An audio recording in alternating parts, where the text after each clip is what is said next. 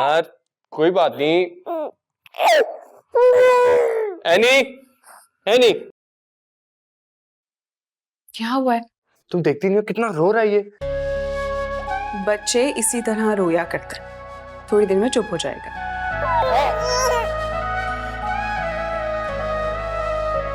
यार इसने तुम्हारी शर्ट पे तो दूध गिरा दिया।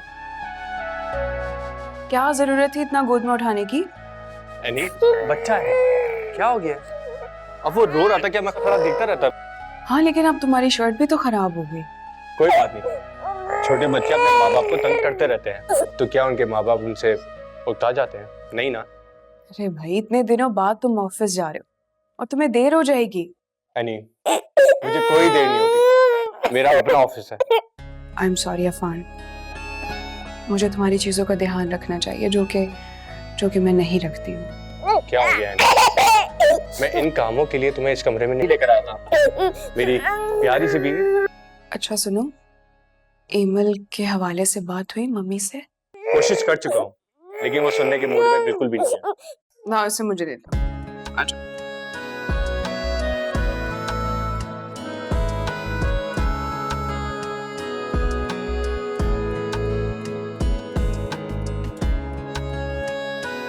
क्या हो गया? कौन है वो?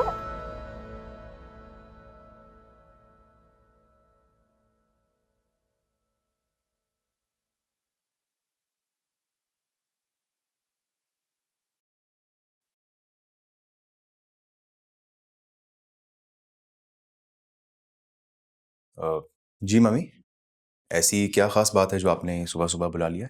अजीब जिद पकड़ रखी है इस लड़की ने। कहती है कि मैं फाहद से ही शादी करूंगी। रात आई थी मेरे पास, अरे मुझसे इतनी बहस की है उसने। कह रही थी आज ही उन लोगों को बुलाएं और हाँ करें मेरे रिश्ते के लिए। उसे इतनी क्या जल्दी है शादी की? पता नहीं भाई, ना उस लड़के की कोई तालीम है और ना ही कोई जॉब। मम्मी अगर वो जॉब कर भी लेगा तो वो क्या हमारे मेयार के मुताबिक होगी? और फ्रैंकली मुझे तो वो हमारे बिजनेस में भी एडजस्ट होता हुआ नजर नहीं आ रहा है। अरे मैं यहाँ रिश्ते से इनकार की बात कर रही हूँ और तुम मौके उसे अपने बिजनेस में शामिल करने का सोच रहे हो। हमने ये सब दूसरों पर लुटाने के लिए नहीं बनाया। बाजी बिल्कुल ठीक कह रही है, भला हम अपनी दौलत दूसरों पर क्यों लुटाएं? खाला, क्या कहा आपने? ये बात करने से पहले आप अपने बारे में सोचें। क्या मतलब है तुम्हारा अफान? तुम उन गैर लोगों से हमें क्यों मिला रहे हो? हम तुम लोगों का अपना खून है, कोई गैर नहीं है। देख रही है बाजी इसको? अरे बिला वजह की बहस में क्यों पड़ गए हो तुम लोग? इस मसले का कोई हल सोचो। मम्मी, हम उन लोगों से टाइम ले रहे हैं। जब तक इन दोनों की पढ़ाई कंप्लीट नहीं हो जाती तब तक कोई एक रस्म कर लेते हैं। रस्म?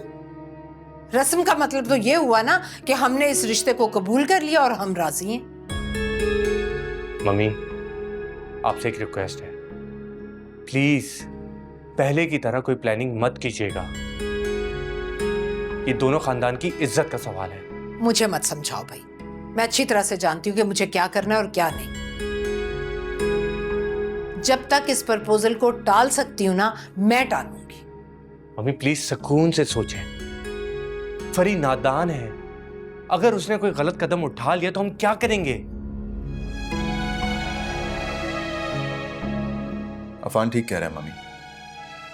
फरी ने कल मुझे भी कोर्ट मैरिज करने की धमकी दी थी, बिल्कुल अफान की तरह।